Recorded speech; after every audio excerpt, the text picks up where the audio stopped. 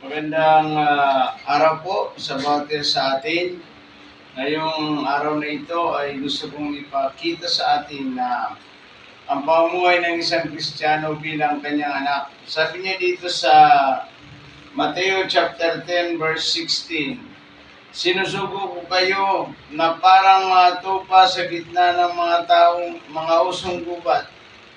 Maging matalino kayo gaya ng ahas at maging tapat naman kayo gaya ng kalapati.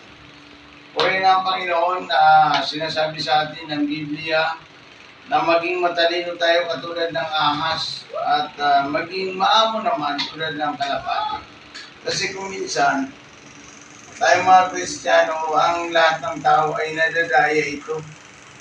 Nadadaya. Itong akala natin yung mga bidag ng Diablo ay parang isang napakagandang gawain, pero deep inside, pagdating sa dulo, andun yung kapahamakan ng isang tao.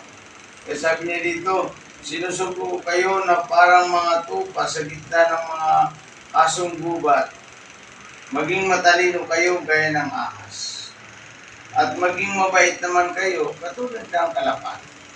Yan ay pinapaalala sa atin ng Panginoon na tayo mga Kristiyano, bilang Kristiyano, mga tao, mag-ingat tayo dahil maraming mga tao ngayon ang talagang napapasakop sa mga masasamang gawain. Kaya sabi dito, maging matalino tayo katulad ng ahas at maging maamo naman katulad ng kalapati. Isang aral sa atin na tayo ay mag-ingat sa ating buhay pananampalataya. Purihin ang Panginoon.